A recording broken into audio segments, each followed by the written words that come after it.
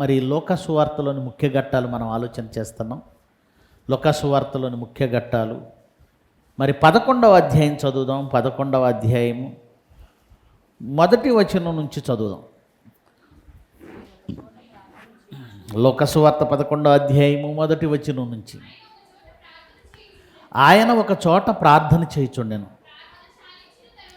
ప్రార్థన ముగిసిన తర్వాత, చాలించిన తర్వాత, ప్రార్థన అయిపోయిన తర్వాత ఆయన శిష్యులలో ఒకడు, ప్రభువా, యోహాను తన శిష్యులకు నేర్పినట్లు మాకును ప్రార్థన చేయ నేర్పమని ఆయనను అడిగాను. ఏమంటే అప్పటి వరకు నిజంగా లోకంలో ఉన్నవాళ్ళు, లోకంలో ముఖ్యంగా ఇశ్రాయేలీల మధ్య అలాగే ధర్మశాస్త్రం ఎరిగిన వారుగా ఉన్నవాళ్ళు ప్రార్థన చేయటం వాళ్ళకి తెలియకపోవడం ఏంటి? ఎప్పుడు వాళ్ళు జీవితంలో ప్రార్థన చేయలేదా? ఎప్పుడు వాళ్ళు దేవునికి ప్రార్థించలేదా? అంటే ఇక్కడ ఒక విషయం అర్థం చేసుకోవాలి. యేసుక్రీస్తు ప్రార్థించటం వాళ్ళు చూసినప్పుడు వాళ్ళు ఎందుకు అడుగుతున్నారు? అంతకుముందు వాళ్ళు ప్రార్థన చేశారు. ఇశ్రాయేలీయులకు ప్రార్థన చేసే అలవాటు ఉందా లేదా? ఉందా లేదా? ఉంది. రోజుకు 3 సార్లు దావీదు ప్రార్థన చేశాడు, దానియేలు ప్రార్థన చేశాడు. అదే అలవాటు ఇశ్రాయేలీయులకు ఉంటుంది. మరి వాళ్ళకి అలవాటు ఉన్నప్పుడు ఎందుకు మళ్ళీ ప్రత్యేకంగా యేసుక్రీస్తుని ప్రార్థన నేర్పమని అడుగుతున్నారు అంటే, వారు చేసిన ప్రార్థనకి యేసుక్రీస్తు చేస్తున్న ప్రార్థనకి వాళ్ళకి చాలా తేడా కనిపించింది. వాళ్ళు చేస్తున్నట్టుగా లేదు, ఇంకేదో ప్రత్యేకంగా ఉంది. ఒక భేదం స్పష్టంగా కనబడుతుంది. అప్పుడు వాళ్ళకి అర్థమైంది, ప్రభువు చేస్తున్నాడంటే మనం ఇప్పటివరకు చేసిన ప్రార్థనలు ఒకవేళ కరెక్ట్ కాదేమో. యోహాను కూడా తన శిష్యులకు ప్రత్యేకంగా ప్రార్థన నేర్పాడని వాళ్ళు విన్నారు, వాళ్ళకి తెలుసు. అందులోని యోహాను శిష్యులలో ఒకడు మరి ఆయనతో పాటు ఉన్నాడు. గనుక అడుగుతున్నాడు, ప్రభువా, మాకు ప్రార్థన నేర్పించు. ఇప్పటివరకు మేమేదో ప్రార్థన చేశాం, కానీ అదంత సబబైన ప్రార్థన కాదు, యుక్తమైన ప్రార్థన కాదని మాకు అర్థమైంది. ఇప్పుడు నువ్వు మాకు ప్రార్థన నేర్పించు అని అడిగారు. క్రైస్తవులు ఎలాంటివి అడగరండి. ప్రార్థన చేయి అన్నాం అనుకోండి, నేను చేయను, ఆ పక్క వాళ్ళకి అని సలహాలు ఇస్తుంటారు. నేను చేయలేను, చెయ్యి ఊపుతుంటారు. ఏమండి, అదే పెళ్ళిలో పెద్ద వ్యవహారం ఇచ్చామనుకోండి, నేను చేయను అనడు, మొత్తం కలసి తిరుగుతుంటాడు, మొత్తం నాదే అనుకుంటాడు. అబ్బో, ఇక మామూలుగా ఉండదు వ్యవహారం. అంటే లోక వ్యవహారాల్లో పండిపోయాడు, లోక వ్యవహారాలలో పండిపోయాడు. తమలపాకు ఎవరికి ఇవ్వాలో, జాకెట్ ముక్కలు ఎవరికి ఇవ్వాలో, కొబ్బరి ముక్కలు ఎవరికి ఇవ్వాలో, బియ్యం ఎన్ని కేజీలు వేయాలో, చెప్పుల మీద ఎంత మునగాలో, అబ్బో, మరి ఇక మామూలుగా ఉండదు వ్యవహారం. వీటిల్లో పండిపోయిన వాడు ప్రార్థన చేయమంటే చెయ్యి ఊపుతుంటాడు. సరే, అలా చెయ్యి ఊపేవాడు వచ్చి ప్రార్థన నేర్చుకుంటాడా, నేర్పమని అడుగుతాడు. ఒక్కరోజు కేటాయించి, అన్న సంతోషం, అన్న ప్రార్థన ఎలా చేయాలి నేర్పండి అని. నా లైఫ్లో ఎవరూ రాలేదండి ప్రార్థన నేర్పండి అని. అడగలేదు. కానీ ఆయన శిష్యులు అడిగారు, ప్రార్థన మాకు నేర్పించు. అప్పుడు యేసుప్రభు నేర్పిస్తున్నాడు చూడండి. అందుకైనా మీరు ప్రార్థన చేయనప్పుడు, తండ్రి, నీ నామము పరిశుద్ధపరచబడునుగాక, నీ రాజ్యము వచ్చునుగాక, మాకు కావలసిన అనుదినాహారము దినదినము మాకు దయచేయము, మేము మాకు వచ్చి ఉన్న ప్రతివానిని క్షమించి ఉన్నాము, గనుక మా పాపములను క్షమించుము, మమ్మను శోధనలోనికి తేకుము అని పలుకుడని వారితో చెప్పాను అన్నాడు. ఏమంటే ఇక్కడ మనం జాగ్రత్తగా చూస్తే ఆయన చెప్పిన ప్రార్థన వెంటనే అయిపోయిందేంటి? ఎన్ని లైన్లండి? తండ్రి, నీ నామం పరిశుద్ధపరచబడునుగాక, ఇది ఒక సెంటెన్సు. తర్వాత నీ రాజ్యం వచ్చునుగాక, సెంటెన్స్ 2. మాకు కావలసిన అనుదినాహారము మాకు దయచేయము, సెంటెన్స్ 3. మేము మాకు వచ్చి ఉన్న ప్రతివాన్ని క్షమించుచున్నాము గనుక మా పాపములను క్షమించుము, సెంటెన్స్ 4. మొత్తం ఇదంతా ఒకటే. మమ్మను శోధనలోనికి తేకుము, సెంటెన్స్ 5 లైన్లో ప్రార్థన నేర్పాడండి. 5 లైన్లు. ఎందుకో మీకు తెలుసు కదండి. ప్రసంగి గ్రంథంలో చెబుతాడు, 5వ అధ్యాయం 1వ వచనంలో, తర్వాత చదువుకోండి. మీరు ప్రార్థన చేసినప్పుడు విస్తరించి మాట్లాడకండి. యేసుప్రభు కూడా అదే చెప్పాడు. ఆయన పరలోకమందు ఉన్నాడు,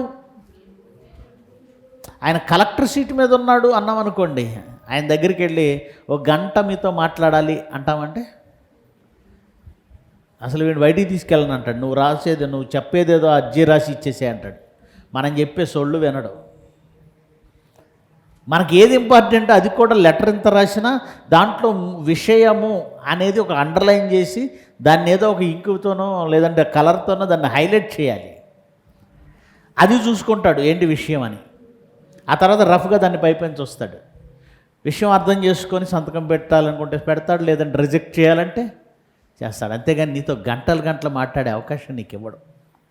దేవుని దగ్గరికి వచ్చేసరికి మనుషులంటే విస్తారంగా మాట్లాడుతున్నారు. కొంతమంది ప్రార్థనలు చూస్తే ఆపరు. మనవాళ్ళు కూడా అలాగే తయారయ్యారు. మనవాళ్ళు కూడా ఎందుకంత విస్తారంగా చేస్తున్నారు? ఎందుకంత విస్తారం? వింటున్నారు కానీ దాని ప్రకారం ప్రవర్తించాలన్న ఆలోచన రావట్లేదు చాలామందికి. వింటున్నారు కానీ గొప్పగా మనుషుల ముందు గొప్పగా ఎక్కువసేపు చేశారనుకోండి, పలానా సంతోషం అండి 5 నిమిషాలు ప్రార్థన చేస్తాడు, పలానా శాంతక్కండి 5 నిమిషాలు ప్రార్థన చేస్తుంది అని మీరు గొప్పగా చెప్పుకుంటారు. కానీ ఆయన 5 లైన్లలో ముగించాడు. అంటే ఇంకా ఆయనకి మాటలు రాక, మాటలు దొరకక, ఇంకేం మాట్లాడాలో తెలియక ఎందుకు 5 లైన్లలో ముగించాడు? ఎన్నోసార్లు వింటాం కానీ ప్రార్థన ఇస్తే అయ్య బాబు ఎంత లెక్క ప్రార్థన చేస్తారో తెలియదు కొంతమంది. మీరు కూడా కొంతమందిని చూస్తున్నాను అలాగే చేస్తున్నారు. ప్రార్థన విస్తరించి మాట్లాడొచ్చా? ఒక మాట మీరు చూడండి, యాకోబు పత్రిక 1వ అధ్యాయము ఏమండి 18 మీరు వినువారు మాత్రమై ఉండి 22 మీరు వినువారు మాత్రమై ఉండి మిమ్మును మీరు మోసపుచ్చుకొనకుండా ఏమండి వాక్య ప్రకారము ప్రవర్తించువారునై ఉండండి. వాక్య ప్రకారము ప్రవర్తించువారునై ఉండండి అన్నాడు. వాక్య ప్రకారం ప్రవర్తించండి, మిమ్మల్ని మీరు మోసం చేసుకోకండి. మనల్ని మనం మోసం చేసుకుంటున్నామంటే 100% అండి. ఏదో మనకున్న భక్తి, మనకున్నటువంటి మావాడు, ఇప్పుడు మా బంధువుల్లో ఒక అబ్బాయి నాగపట్నం వెళ్ళాడట, ఒక వీడియో పంపాడు. వీడియో ఫేస్బుక్లో పెట్టినట్టున్నాడు. ఆ ఇసుకలో మోకాళ్ళ మీద నడుస్తున్నాడు. దాన్ని వీడియో తీయించి మళ్ళీ ఫేస్బుక్లో పెట్టాడు. దేవుడి కోసం నువ్వు చేసావు రైటే, నీకు తోచింది చేసావు, మళ్ళా వీడియో తీసి ఫేస్బుక్లో ఎందుకు పెట్టావు? బంధువులందరూ చూడాలి, పలానా వాడు, అబ్బా ఏం పేరు వాడి పేరు, వర్మ, దేవుడికి కర్మ, దేవుడికి ఏంటి కర్మ. గనుక ఇసుకలో నడిచి వీడియో తీసి దాన్ని అప్లోడ్ చేసి, ఇది మనుషులు మెచ్చుకొనదగిన లేదా మెచ్చుకునే భక్తి. విస్తారంగా ప్రార్థన చేయొద్దన్నాడు, మనుషులకు కనబడినట్టు ప్రార్థన చేయొద్దన్నాడు. దేవుడికి అన్నీ తెలుసండి. అందుకే ప్రార్థన చేసేటప్పుడు జస్ట్ 5 లైన్స్ చెప్పాడు. Just 5 lines. మరి ఎందుకు విస్తరించి మాట్లాడుతున్నారు? ఈసారి ఎవరైనా మీకు ప్రార్థన ఇస్తే విస్తరించి మాట్లాడారనుకోండి, వాడికి ప్రార్థన తెలియదు అనుకోండి, మీరు నో ప్రాబ్లం, వీడికి ప్రార్థన చేయటం తెలియదు. అంతకుముందు వాళ్ళు విస్తరించి మాట్లాడారు, ఆ విస్తరించి మాట్లాడేది కట్ చేసి యేసుప్రభు 5 లైన్లలో చెప్పేశాడు. కనుక విస్తరించి మాట్లాడారా, వీళ్ళకి ప్రార్థన రాదు. డిసైడ్ అయిపోండి. మీరు కూడా విస్తరించి మాట్లాడుతున్నారా, అయితే మీకు ప్రార్థన రాదు. వాక్యం ఒకటి చెబుతుండగా దాని ప్రకారం చెయ్యకపోతే ఎవరినో నువ్వు మోసం చేయటం కాదు, ఎవరో నిన్ను మోసం చేయటం కాదు, నీ ఆత్మను నువ్వే ఏం చేసుకుంటున్నావు? మోసం అంటే ఏం మోసపోతామండి? డబ్బులు మోసపోతామా? ఆస్తులు కోల్పోతామా? డబ్బులు ఆస్తులు కోల్పోయినా పర్వాలేదు, ఈ భూమి మీద ఏదో విధంగా బ్రతకొచ్చు. పరలోకం కోల్పోవడం అండి అసలు మోసపోవడం అంటే. మోసపోతాం. రాత్రి ఒక ఎక్కడికి వెళ్ళామంటే మన డిమార్ట్కి వెళ్ళాం. ఈలోగా వీళ్ళు ఫోన్ చేసి జగనన్న ఇంటి దగ్గర ప్రేయర్ రమ్మన్నారు. యాక్చువల్గా ప్లాన్ లేదు. అక్కడేమో ఫుల్ రష్గా ఉంది. వీళ్ళు టెన్షన్ తొందర పెడుతున్నారు, రమ్మని త్వరగా రమ్మని 2-3 సార్లు ఫోన్లు చేశారు. వాడికి 5,000 రూపాయలు ఇచ్చాను. 4,570 రూపాయలు అయింది. నాకెంత వస్తాయండి? నాకెంత వస్తాయి? జనరల్గా చెప్పండి, ఎంత వస్తాయి? 430 రూపాయలు వస్తాయి. నా టెన్షన్లో ఈ డీమార్ట్లు ఇవి ఎక్కువ జరుగుతున్నాయని చెప్పి అంతకుముందు కూడా న్యూస్ వచ్చింది. నా టెన్షన్లో నేను ఉన్నాను. వాడు ఏం గమనించాడో తెలియదు, నాకు 70 రూపాయలు ఇచ్చాడు, బిల్లు కొట్టిచ్చాడు, వెళ్ళిపోమన్నాడు. 70 రూపాయలు ఇచ్చాడంటే వాడు సుమారుగా 350 రూపాయలు నొక్కేశాడు. వాడికి తెలుసు, వాడు ఫుల్ కాన్సన్ట్రేషన్తో ఉన్నాడు. ఎంత ఎక్స్ట్రా తీసుకుంటున్నానో వాడికి తెలుసు, దాన్ని జాగ్రత్త చేసుకుంటాడు. ఏమండి? లేదా వాళ్ళందరూ కలిసే పంచుకుంటారు. మొత్తానికి ఏదో ఉంది, ఇలాంటివి జరుగుతున్నాయి. చూశాను, నేను మోసపోయాను. దేని విషయంలో? డబ్బు విషయంలో. మాకు 350 రూపాయలు, కొని 500, కొని 10,000. ఈ పెద్ద విషయం కాదండి.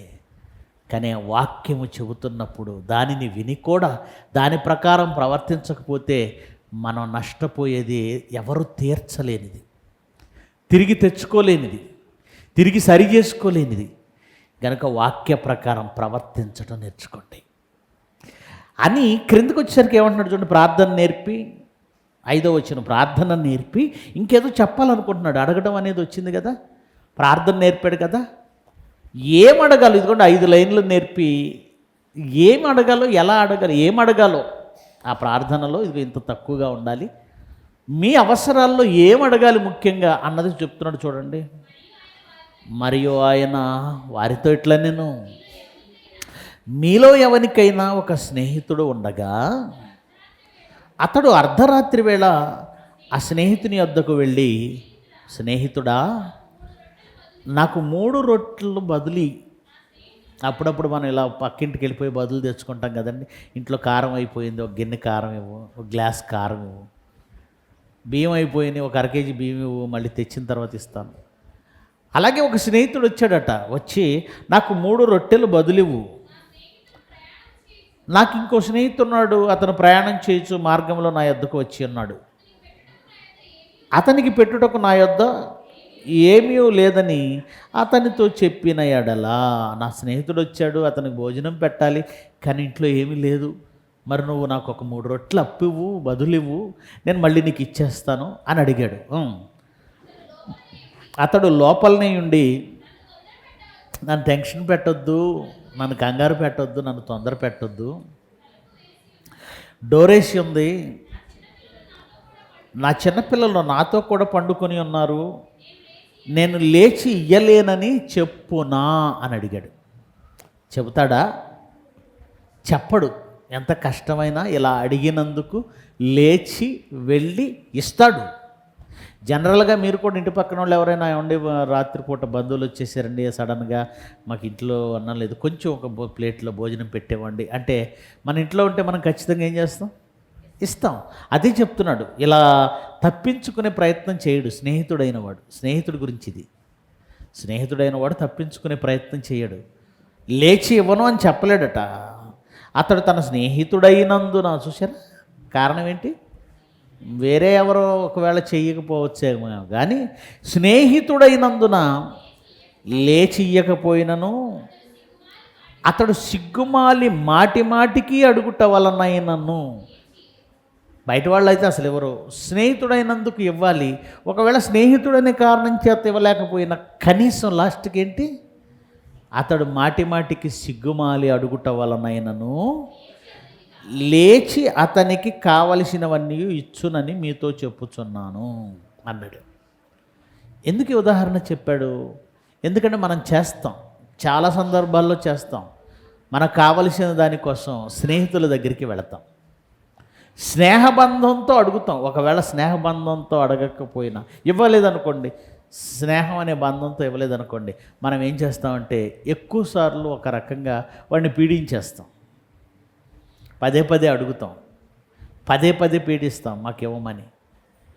తప్పని పరిస్థితుల్లో కొంతమంది ఇస్తారు, డబ్బు విషయం కావచ్చు, మరొకటి విషయం కావచ్చు, మరొకటి విషయం కావచ్చు. నువ్వు అన్నిసార్లు అడగడం వలన ఇక అతనికే కొంచెం సిగ్గు అవమానం అనిపించి ఇచ్చేస్తారు. యేసుక్రీస్తు అసలు ఈ ఉపమానం ఎందుకు చెప్పాడు అంటే, ఎందుకు చెప్పాడు క్రిందకు చెప్తున్నాడు. అయితే అటువలే మీరును, 9వ వచనం, అటువలే మీరును అడుగుడి మీకు ఇవ్వబడును, వెదకుడి మీకు దొరుకును, తట్టుడి మీకు తీయబడునని, అడుగు ప్రతివానికి ఇవ్వబడును, వెదుకువానికి దొరుకును, తట్టువానికి తీయబడునని మీతో చెప్పుచున్నాను. అడగండి, తట్టండి, వెదకండి, అడిగితే దొరుకుతుంది, వెతికితే దొరుకుతుంది, తట్టితే తీయబడుతుంది, అడిగితే ఇయ్యబడుతుంది, మీరు అడగండి అని ఏం అడగమన్నాడు క్రిందికి చెప్తున్నాడండి. ఏం అడగాలి? మీలో తండ్రి అయిన వాడు తన కుమారుడు చేపను అడిగితే చేపకు ప్రతిగా పావునిచ్చునా? ఫిష్ కర్రీ కావాలంటే పావును పట్టుకొచ్చిస్తాడా? గుడ్డును అడిగితే తేలిస్తాడా? విషపూరితం కదా. కాబట్టి మనుషులుగా మనం చెడ్డోళ్ళమే కదండి. అదే చెప్పాడు యేసుప్రభు. మనం ఎవరో మంచివాళ్ళం కదండి. ఈ మధ్యకాలంలో ఒక చెడ్డవాడిని ఇంకొక చెడ్డవాడు అంటాం ఎక్కువైపోయింది, ఫ్యాషన్ అయిపోయింది. మనం చెడ్డవాళ్ళమా కాదా? మనం చెడ్డవాళ్ళం అయ్యండి ఇంకొకడు దొరికాడని వాడిని చెడ్డవాడు అనొచ్చా? మనం అందరం చెడ్డవాళ్ళమే. మన కంట్లో దూలం నుంచుకొని ఎదుటివారి కంట్లో నలుసు వెదకకూడదు. ఓకే, మనమంతా చెడ్డవాళ్ళం, దేవుడు మంచివాడు. మనం చెడ్డవాళ్ళమైనా మనల్ని భరిస్తూ, మనం చెడ్డవాళ్ళమైనా మనల్ని రక్షించుకోవడానికి, మనం చెడ్డవాళ్ళమైనా మనలను రక్షించడానికి ఆయన పడుతున్న ప్రయాస గొప్పది. కనుక ఒకటే మాట అన్నాడు, మీరు చెడ్డవారయ్యుండియు మీ పిల్లలకు మాత్రం మీరు మంచి ఈవులను ఇవ్వాలి అని మీకు తెలుసు. మీరు చెడ్డవాళ్లే కానీ మీ పిల్లలకు మాత్రం మంచి ఇవ్వాలని ఆలోచిస్తున్నారు, మీకు తెలుసు. పరలోకమందున్న మీ తండ్రి మీలా చెడ్డవాడు కాదు, మనలా చెడ్డవాడు కాదు కదండి. ఆయన మీలా చెడ్డవాడు కాదు. చెడ్డవాళ్ళైనా మీరే మీ పిల్లలకు అడిగినవి చక్కగా ఇస్తారు కదా. అలా అయితే పరలోకమందున్న తండ్రి తనను అడుగువారికి పరిశుద్ధాత్మను ఎంతో నిశ్చయముగా అనుగ్రహించును, ఎంతో నిశ్చయంగా ఇస్తాడు, ఖచ్చితంగా ఇస్తాడు అన్నాడు. అంటే ఇక్కడ ఏమడగమన్నాడు? తనను అడుగువారికి పరిశుద్ధాత్మను ఎంతో నిశ్చయంగా ఇస్తాడు అన్నాడు. అంటే ఇప్పటి వరకు అడగమనే ఈ కాన్సెప్ట్ దేని గురించి? ఇల్లు కావలసిన వాళ్ళకి ఇల్లు, ఉద్యోగం కావలసిన వాళ్ళకి ఉద్యోగం, వ్యాపారం కావలసిన వాళ్ళకి వ్యాపారం, డబ్బులు కావలసిన వాళ్ళకి డబ్బులు, ఆస్తులు కావలసిన వాళ్ళకి ఆస్తులు అడగమని కాదండి. ఆయన అడగవలసిందేదో కూడా క్లారిటీ ఇచ్చాడు. అప్పటికి అపోస్తలులు యేసుక్రీస్తుతో ఉన్న కాలానికి వాళ్ళు ఇంకా పొందుకోనిది ఒకటి ఉంది. ఏంటది? పరిశుద్ధాత్మ. వాళ్ళకి పెద్ద విషయం అండి పరిశుద్ధాత్మ. మనకి పెద్ద విషయం, మనం పొందేశాం కదా బాప్తిజంలో. ఇప్పుడు ఆ పరిశుద్ధాత్మను పొందడం మనకు పెద్ద విషయమే కాదు, పెద్ద విషయంలో మనం ఫీల్ అవ్వటం లేదు.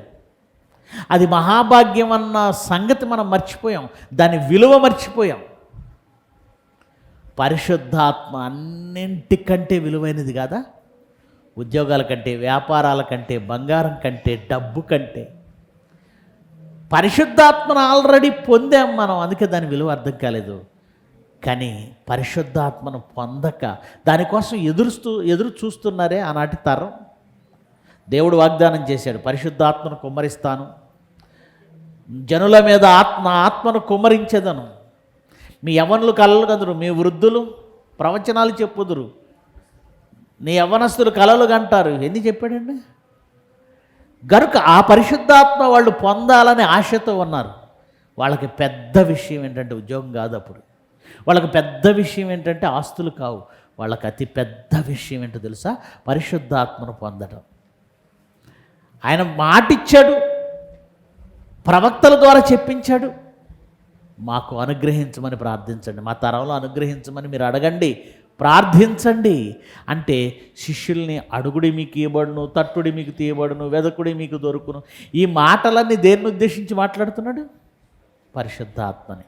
అంటే పరిశుద్ధాత్మ వల్ల మన జీవితం పవిత్రపరచబడి దేవుని సన్నిధికి వెళ్ళడానికి అర్హత పొందుతుంది. మనము పరిశుద్ధాత్మ పొందటం వలన మన ఆత్మ పరలోకానికి అర్హత పొందుతుంది. పరిశుద్ధాత్మ లేకపోతే మనం పరిశుద్ధపరచబడలేం, దేవుని మార్గంలో నడవలేం, వాక్యాన్ని అర్థం చేసుకోలేం. పరిశుద్ధాత్మ రావడం వలన వాక్యం అర్థమవుతుంది, దేవుని తీర్పులు అర్థమవుతాయి, ఆయన న్యాయ మార్గాలు అర్థమవుతాయి. ఇవన్నీ అర్థమైతేనే పరలోకం వెళతాం. గనుక పరలోకం వెళ్ళడం కంటే గొప్పది ధన్యత, కృప మరొకటి ఈ భూమి మీద మనకి లేదు. గనుక పరిశుద్ధాత్మ అనేది చాలా ఇంపార్టెంట్.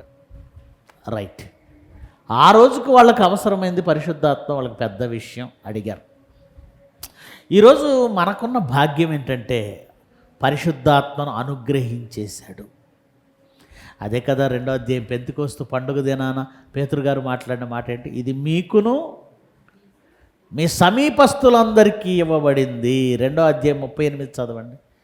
అపోస్తుల కార్యాలు 2వ అధ్యాయము 38వ వచనం. పేతురు, మీరు మారు మనస్సు పొంది పాప క్షమాపణ నిమిత్తము ప్రతివాడు యేసుక్రీస్తు నామాన బాప్తిజమం పొందండి, అప్పుడు మీరు పరిశుద్ధాత్మను వరమును పొందుదురు. ఈ వాగ్దానం, ఏ వాగ్దానం? బాప్తిజమం ద్వారా పరిశుద్ధాత్మను మీరు పొందుతారన్న ఈ వాగ్దానం, ఈ మాట దేవుడు ఎవరెవరికి ఇస్తున్నాడంటే మీకు, మీ పిల్లలకు, మీ దూరస్తులందరికీ, అనగా ప్రభువైన మన దేవుడు తన యొద్దకు పిలిచిన వారికి అందరికీ ఆయనే ఆల్రెడీ ఇచ్చేసి, ఆయనే అందరికీ ఇచ్చేసి, ఇది మీ అందరికీ, ఎవరైతే ప్రభు అయిన యేసుక్రీస్తునందు రక్షణ పొందాలనుకుంటారో వారందరికీ చెందుతుందన్నాడు. అంటే ఈరోజు మనం బాప్తిజమం ద్వారా పరిశుద్ధాత్మను పొందాలి. ఇప్పుడు అడగటం ద్వారా పరిశుద్ధాత్మను పొందాలా, బాప్తిజమం ద్వారా పరిశుద్ధాత్మను పొందాలా? ఈరోజు ఏలూరు నుంచి ఒక సహోదరి వచ్చింది, బాప్తిజమం తీసుకుంది, రొట్టె ద్రాక్షను తీసుకుంది, మరి తను వెళ్ళిపోయింది. అంటే ఈరోజు ఆమె ఏం జరిగింది? ఆమెకు పరిశుద్ధాత్మ అనుగ్రహించబడింది, పరిశుద్ధాత్మను పొంది వెళ్ళిపోయింది. అంటే ఈరోజు మనం అడిగితే వచ్చేది కాదు పరిశుద్ధాత్మ, బాప్తిజమం తీసుకుంటే వచ్చేది. మరి ఇప్పుడు మనం ఏం అడగాలి? ఆల్రెడీ బాప్తిజమం తీసుకున్న తర్వాత పరిశుద్ధాత్మను అడగొచ్చా? పరిశుద్ధాత్మ ఆల్రెడీ మనకు అనుగ్రహింపబడింది. మీరు ఎప్పుడైతే బాప్తిజం పొందుతారో మీకు అనుగ్రహింపబడును అన్నాడు. ఆల్రెడీ అనుగ్రహించిన దానికోసం మళ్ళీ అడగడం ఎంతవరకు సమంజసం? ఎంతవరకు అండి? మీరు ఒక 10,000 అవసరమై వచ్చారు, జయశైలి గారి దగ్గరికి వెళ్ళి, జయశైలి గారు ఒక 10,000 ఇవ్వండి అంటే ఆయన ఇచ్చాడు పాపం. అవి సంచిలో పెట్టుకొని జయశైలి గారు 10,000 ఇవ్వండి అని అనుకోండి, చత్ నోర్మై పో బయటికి అంటాడు ఆయన. అంటాడా? లేదంటే నువ్వు అడగగానే మళ్ళీ ఇంకో 10,000 ఇస్తాడా? నువ్వు ఏది అడిగావు అది నీకు అనుగ్రహింపబడిన తర్వాత మళ్ళీ దాన్ని అడగడంలో అర్థం లేదు కదా? ఉందా? అర్థం లేదు. పరిశుద్ధాత్మ రానప్పుడు పరిశుద్ధాత్మ రావాలని అడిగారు, సమంజసం. పరిశుద్ధాత్మ వచ్చాక వచ్చింది కదా ఆల్రెడీ. నాకు పెళ్లి కావాలని అడుగుతారు, పెళ్లి చేశాక మళ్ళీ పెళ్లి కావాలన్నారు అనుకోండి, చెప్పు తీసుకు కొడతారు. అంటే వీడేమనుకుంటున్నాడు? ఆ భార్యగా ఇంకో భార్య కావాలనుకుంటున్నాడు. పరిశుద్ధాత్మ ఆల్రెడీ వచ్చాక మళ్ళీ ఆత్మ కావాలంటే ఇంకొక ఆత్మ కావాలంటున్నావా? అప్పుడు పరిశుద్ధాత్మ కాదు వచ్చేది, ఏ ఆత్మ వస్తుంది? దూరాత్మ వస్తుంది. కానీ ఈరోజు సంఘాలలో బాప్తిజమం ద్వారా ఒక ఆత్మను పొంది సంఘాలలో మళ్ళీ ఏమడుగుతారు వాళ్ళు? ప్రభువా మీ ఆత్మను అనుగ్రహించు, చేర్చుకోవడం కాదు, పరిశుద్ధాత్మను పంపండి, పరిశుద్ధాత్మ దేవా దిగిరా, పరిశుద్ధాత్మను మాకు అనుగ్రహించండి. ఈరోజు మనం అడగవలసింది పరిశుద్ధాత్మను కాదండి. మరి ఏం అడగాలి అని కాస్త ముందుకు వెళ్ళిపోతే, ఏమండి వాళ్ళు చాలా రకాలు అడిగారండి. కొంతమంది వచ్చి దయ్యం వెళ్ళగొట్టమని అడిగారు యేసు ప్రభువుని. వాళ్ళు ఏమడిగారో గుర్తు చేస్తాను, మీకు రెఫరెన్స్లు అవసరం లేదు, చాలాసార్లు విన్నారు కాబట్టి. ఒకడు దయ్యం వెళ్ళగొట్టమని అడిగాడు, ఒకడు కుష్ఠరోగం బాగు చేయమని అడిగాడు, ఒకడు గుడ్డివారి కన్నులు తెరవమని అడిగారు. పరిశీలించి ఏమడిగారు తెలుసా? ఒక సూచక క్రియ చేయమని అడిగారు. యూదులు ఏమడిగారట? సూచక్రియ. ఈరోజు మనం స్వస్థతలు చేయమను, సూచక్రియలు చేయమను, అద్భుతాలు చేయమను అడగకూడదు. వాళ్ళందరూ అడిగారు. కానీ మన దగ్గరికి వచ్చేసరికి యాకోబు గారు ఏమంటున్నాడో ఒకసారి, ఏం అడగమన్నాడో ఒకసారి చూడండి. యాకోబు పత్రిక 1వ అధ్యాయము 5వ వచనం. యాకోబు పత్రిక 1వ అధ్యాయము 5వ వచనం. మీలో ఎవనికైనను జ్ఞానము కొదవగా ఉన్న ఎడల అతడు దేవునిని అడగవలెను. మనకిప్పుడు కావలసింది ఏంటండి? జ్ఞానం. మనకిప్పుడు కావలసిందేంటి? జ్ఞానం. పరిశుద్ధాత్మను దేవుడు అనుగ్రహించాడు. ఇప్పుడు మనం సంపాదించుకోవలసింది జ్ఞానం. మీలో ఎవరికైనాను జ్ఞానము కొదవుగా ఉండిన ఎడలా దేవుణ్ణి అడగాలి. ఎంతమంది నిజంగా ఈ ప్రార్థన చేస్తున్నారండి? ప్రార్థన నేర్పమని యేసుక్రీస్తుని ఆ రోజు అడిగారు. ప్రార్థన మాకు బాగా వచ్చు అని కొన్ని గంటలు గంటలు గంటలు గంటలు 5 లైన్లు కదా యేసుప్రభు ప్రార్థన చేసింది. ప్రార్థన నేర్పంటే ఎన్ని మనం ఇందాక చదువుకున్నాం. మళ్ళీ ఒకసారి చెప్పండి. నీ నామము పరిశుద్ధపరచబడునుగాక, నీ రాజ్యము వచ్చునుగాక, నీ చిత్తము పరలోకమందు నెరవేరుస్తున్నట్టు భూమి మీద. అది రైట్. తర్వాత మాకు వచ్చి ఉన్న వారిని మేము క్షమించి ఉన్న ప్రకారం మమ్మల్ని క్షమించము, శోధనలోకి తేకుము, మా అనుదిన ఆహారం మాకు దయచేయము. 5-6 సందర్భాలు వచనాలు. 5-6 సెంటెన్సుల్లో ప్రార్థన ముగించాడేంటి? 5-6 సెంటెన్సుల్లో. గనుక ప్రార్థన అనేది మనకు రాదు. విస్తారంగా ప్రార్థన చేయటం అనేది అన్ని జనులు చేస్తారని బైబిల్ చెప్పేసింది. గనుక ప్రార్థన విషయంలో ఎలా చేయాలో తెలియదు, ఏం అడగాలో తెలియదు. అందుకే వాళ్ళు ప్రార్థన నేర్పమన్నారు.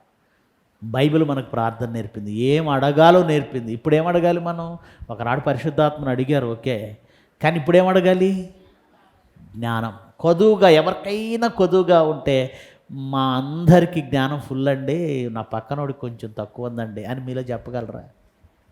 మంది అలాంటి బుద్ధే, మనకు బాగా ఉందనుకుంటాం. జ్ఞానం ఎవరికైనా కొదువుగా ఉంటే అని అంటే, ఇప్పుడు ఆ ఎవరికైనా అనే ప్లేస్లో మొత్తం టోటల్ మనం అంతా వస్తామా? జ్ఞానం ఫుల్గా వచ్చేసిందా? జ్ఞానం రాలేదండి. దేవునిని అడగాలి. ఎంతమంది అడిగారండి? ఎంతమంది దేవుణ్ణి అడిగారు? ఎంతమంది దేవుణ్ణి అడిగి జ్ఞానం తెచ్చుకున్నారు? ప్రార్థనలో మనం అడగవలసింది జ్ఞానం అండి. అలాగని జ్ఞానం ప్రార్థన చేయగానే పరలోకం నుంచి ఏదో ప్రత్యేకంగా దిగుతుందని కాదండి. 66 పుస్తకాలలో దేవుడు నిక్షిప్తం చేసిన ఈ జ్ఞానం అందరికీ అర్థం కాదండి. చాలామంది చెప్పే కంప్లైంట్ ఏంటో తెలుసా? మేము చదువుతున్నాం కానీ మాకు అర్థం కాదండి. 4 సార్లు అయిపోయింది, 5 సార్లు అయిపోయింది, 6 సార్లు అయిపోయింది, ఎందుకు ఈ సందర్భం అర్థం కాలేదండి. అప్పుడప్పుడు మేము ఏదన్నా పాఠం చెప్పినప్పుడు కొంతమంది వస్తారు నా దగ్గరికి వచ్చి, అన్న ఎప్పటి నుంచో చదువుతున్నాను కానీ ఈ సందర్భం నాకు ఇప్పుడు అర్థమైంది అన్న అంటాడు. ఈ మత్తయి సువార్త, మార్కు సువార్త ముఖ్య ఘట్టాలు పుస్తకం ప్రింట్ చేసిన తర్వాత చాలామంది పాస్టర్లు తీసుకెళ్ళారండి. అడ్డాకులు అనే ప్రాంతం నుంచి జేమ్స్ అనే ఒక ఆయన కొరియర్ ద్వారా తెప్పించుకున్నాడు. పంపించాను నేను. ఆయన ఫోన్ చేసి అంటున్నాడు, అన్న అసలు ఈ సందర్భాలన్నీ మేము ఎప్పుడు చదివేవే కానీ వీటి ఎక్స్ప్లెనేషన్ ఇలాంటినే మాకు తెలియదన్నా. అంటే బైబిల్ చదవడం వలన, బైబిల్ చదువుతున్న ప్రతి ఒక్కరికి జ్ఞానం వస్తుందని కాదు. దేవుణ్ణి అడగండి. దేవుణ్ణి అడిగితే ఇస్తాడా? అర్థమవుతాయండి. మీరు పట్టుదలతో నేను బైబిల్ నేర్చుకోవాల్సిందే, ఈ వాక్యం నాకు అర్థం కావాల్సిందే అని ఒక్కసారి మనస్ఫూర్తిగా మోకరించి దేవుణ్ణి అడగండి. నాకు బైబిల్ అర్థం కావాలి. అర్థం కావాలంటే పైనుంచి దేవుడు ఇచ్చేసి బుర్రలో పెట్టడం. బైబిల్ చదవడం ప్రారంభించాలి. అంటే ఈరోజు మనం అడగవలసిందేది జ్ఞానము కొదవగా ఉంది. జ్ఞానాన్ని అడగాలి, వాక్యాన్ని అడగాలి. ఎందుకంటే వాక్య ప్రకారం మనం వెళ్ళకపోతే మన జీవితాలు ఏమవుతాయి? నరకానికి వెళ్ళిపోతాయి. అందుకే యోహాను గారు రాసిన పత్రికలో అనుకుంటాను, మీరు దేవుణ్ణి ఎలా అడగలట? ఆయన చిత్తానుసారముగా మనమేది అడిగినను, మీరు ఏది అడిగినను ఆయన చిత్తానుసారముగా ఏదడిగినను, చిత్తానుసారముగా అంటే ఆయన ఇష్ట ప్రకారం ఆయన చెప్పాడు ఏది అడగాలో, ఏది అడగకూడదో ఆయన చెప్పాడు. ఆయన చిత్తానుసారముగా ఏది అడిగినను అది మీకు ఆయన అనుగ్రహిస్తాడు. చిత్తానుసారమై ఉండాలి. వ్యాపారాల్లో లాభాలు, ఉద్యోగాలు, చదువులు, ర్యాంకులు, ఇవన్నీ ఆయన చిత్తం కాదు, చాలా చిన్నవి. కనుక ఆయన చిత్తం ఏంటి? మీరు పరలోకం రావాలి, మనుషులందరూ రక్షణ పొందాలి. నువ్వు రక్షణ పొందడానికి ఏం అవసరం అడుగు. నాకు ఈ పాఠం అర్థం కాలేదు తండ్రి, ఏ స్పీకర్ అయినా ఇది చెబితే బాగుండు అని అడుగు, ఖచ్చితంగా అవకాశం ఇస్తాడు. నీకు ఆ పాఠం వస్తుంది. తండ్రి నాకు ఈ అధ్యాయం అర్థం కాలేదు, నాకు కావాలి. నువ్వు చదువుతుంటే అర్థమయ్యేలా చేయొచ్చు, లేదా ఎవరి ద్వారా నేను దాన్ని అర్థం చేయించవచ్చు. గనుక నువ్వు ఈ వాక్యం కోసం, జ్ఞానం కోసం ఆయన అడుగు, ఆయన ఇస్తాడు. అందుకే ఆయన చిత్తానుసారంగా మనం ఏది అడిగినను ఆయన మనకిస్తాడు. గనుక ప్రియులరా, మరి ఈ సందర్భంలో మనం నేర్చుకున్న ఈ పాఠంలో ప్రార్థన విషయంలో మనకు రాదు అన్న విషయం, ఆయన నేర్పిన ప్రార్థనలో చాలా ముఖ్యమైన విషయాలు 5 సెంటెన్సులు. మత్తయి సువార్తలో 6 సెంటెన్సులు కనపడతాయి. ఇందులో మన లోకాలో అయితే 5 సెంటెన్సులు. మరొక మాట చూపించుకొని ముగించుకుందాం. లోక సువార్త అదే అధ్యాయము లోక సువార్త 11వ అధ్యాయము. లోక సువార్త 11వ అధ్యాయము 16 నుంచి చదువుదాం. 16. మరికొందరు ఆయనను శోధించుచు పరలోకము నుండి సూచక క్రియ ఒకటి చూపుమని చెప్పాను కదండి ఇందాక. వీళ్ళు ఏమడుగుతున్నారు? పరలోకము నుండి సూచక క్రియ కావాలని అడిగారట.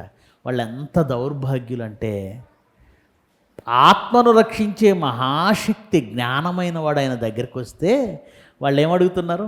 మ్యాజిక్ చూడాలనుకుంటున్నారు. ఏం చూడాలనుకుంటున్నారు? అంతేనండి. ఇప్పుడు హేరోదు దగ్గరికి పంపించాడు పిలాతు, వాడికి అదే ఆశ. వాడికి ఏం కావాలి? ఆయన వచ్చాడు కాబట్టి ఏదో చేస్తాడు. కనికట్లు, మ్యాజిక్లు అలవాటు కదండి వాళ్ళకి. గారడీ వాళ్ళంతా. ఐగుప్తు దేశంలో ఫరో దగ్గర మాంత్రికులు, గారడీ వాళ్ళు ఉన్నారట. ఇప్పుడు యేసు ప్రభు ఇలా చేస్తున్నాడు, అలా చేస్తున్నాడంటే ఏదో ఒకటి అది అద్భుతం చూడాలని వాళ్ళు అనుకుంటున్నారు. పరిచయులు అడిగారు, ఏదో ఒక సూచక్రియ మాకు చూపించు. హేరోదు అడుగుతున్నాడు, ఏదో ఒక అద్భుతం మాకు చెయ్యి. నిజంగా వాళ్ళు ఎంత దౌర్భాగ్యులంటే, తమ ఆత్మను రక్షించే ఒక మహాజ్ఞానం ఆయన దగ్గర ఉంటే, మహాజ్ఞానమైన ఆయన జ్ఞానం ఎలా అవుతాడండి? చాలామంది తెలియక ఏదో మాట్లాడుతున్నారులేండి. త్రిత్వం పాఠంలో చెప్పాను మీకు ఇది. ఆయన జ్ఞానం ఏంటండి? ఆయన జ్ఞానం అయితే అక్కని చెల్లని పిలవమన్నాడు. ఎలా పిలుస్తారు? ఆయన జ్ఞానం ఎలా అవుతాడు? ఆయన జ్ఞానం ఎలా అవుతాడు? ఆయన ఆత్మ కదా, ఆయన జ్ఞానం ఎలా అవుతాడు? ఆయన ఆత్మ కదా, ఆ ఆత్మ శరీరాన్ని ధరించింది కదా, ఆయన జ్ఞానం ఎలా అవుతాడు? ఎలా అవుతాడో చెప్తాను.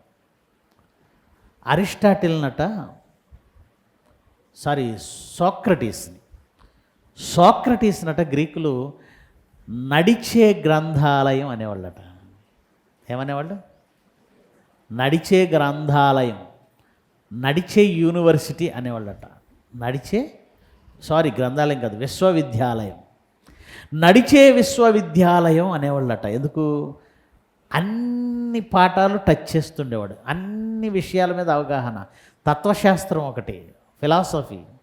గ్రీకులు కదండి, ఫిలాసఫీ అంటే సర్వం జ్ఞానంతో, వాళ్ళ జ్ఞానం లోక జ్ఞానం, సర్వము లోక జ్ఞానంతో నిండిపోయి, లోక సంబంధమైన ఆ జ్ఞానంతో నిండిపోయినందున అతన్ని ఏమనేవాళ్ళు తెలుసా?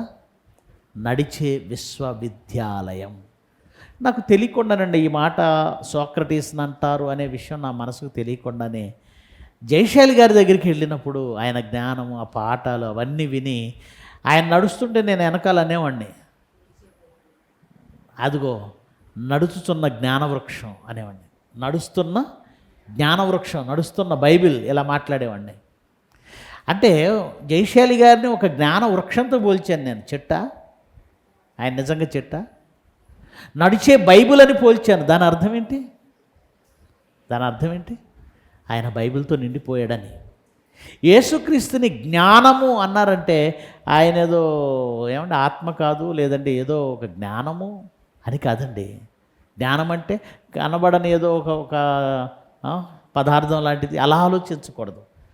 యేసుక్రీస్తు జ్ఞానమై ఉన్నాడు. అలాంటి జ్ఞానమైన క్రీస్తు వాళ్ళ దగ్గర ఉంటే వాళ్ళు ఏం ఆలోచించారు? ఒక సూచక్రియ చేయవా, ఒక అద్భుతం చేయవా, మమ్మల్ని ఎంటర్టైన్ చేయవా, మమ్మల్ని సంతృప్తి పరచవా, ఇలా ఆలోచిస్తున్నారు. అప్పుడు ఆయన అన్నాడు, మనుష్య కుమారుడు గూర్చిన యోనాను గూర్చిన సూచక్రియ తప్ప మరి ఏ సూచిక క్రియ మీకు అనుగ్రహింపబడదు. వాళ్ళకి అదృష్టం లేదండి. స్వయంగా పరలోకాన్ని అనుగ్రహించే రక్షకుడు వాళ్ళ దగ్గరికి వస్తే ఏం అడగాలో తెలియక అడ్డమైనవన్నీ అడిగారు. మనం దేవుని దగ్గరికి వచ్చాం, దేవుడు మనకు సమీపంగా ఉన్నాడు, విశ్వాసము ద్వారా మీలో నివసిస్తున్నాను అన్నాడు, మీకు దగ్గరగా ఉన్నాడు. మరి మీరేం అడగాలి? మీరు పిల్లల చదువుల గురించి అడుగుతారు, ఇళ్ళ గురించి అడుగుతారు, ఉద్యోగాల గురించి అడుగుతారు, వ్యాపారాల గురించి అడుగుతారు. అసలు ఆయన అడగవలసింది అది కాదండి. జ్ఞానం అడగండి, రక్షణ అడగండి, పరలోకం వెళ్ళాలని అడగండి, ఏం చేయాలని అడగండి, ఆయన చెప్పింది చేయండి, వాక్యం ఏం చెప్పిందో దాని ప్రకారం ప్రవర్తించండి. ఓకేనా? ప్రార్థన చేసుకుందాం. మహోన్నతుడవగు మా తండ్రి, ఘనమైన మీ నామాన్ని స్తుతిస్తూ ఉన్నాం. లేఖనములలో ఒకనాడు స్వయంగా క్రీస్తు ప్రభు యూదుల మధ్య తిరిగినా ఆయన్ని అడగవలసిందేంటో తెలియక అర్ధరహితమైనవెన్నో వాళ్ళు అడిగారు. అవి వారికి ప్రయోజనకరం కానివి, వారి ఆత్మకు ప్రయోజనకరము కానివి. తండ్రి, మరి మీ కుమారుడు మీ కొరకు మాకు నేర్పిన ప్రార్థన చాలా చిన్నది, అయినా ఎంతో విలువైనది, ఎంతో బలీయమైనది. అలాగూ మేము ప్రతి నిత్యము ఏమి అడగాలో, ఏది మాకు ప్రయోజనకరమో తెలుసుకొని మా ఆత్మను పరలోకానికి చేర్చుకున్నటకు అవసరమైన జ్ఞానము మాకు కొదువుగా ఉంది గనక దానిని అడిగి మీ చిత్తానుసారంగా ప్రతిదాన్ని సంపాదించుకొని ఆ మహాలోకానికి అర్హత పొందే భాగ్యం మాలో ప్రతి ఒక్కరికి ఇవ్వండి. యేసుక్రీస్తు వారి ఉన్నతమైన నామమున ఈ ప్రార్థన సమర్పిస్తున్నాము తండ్రి. ఆమెన్.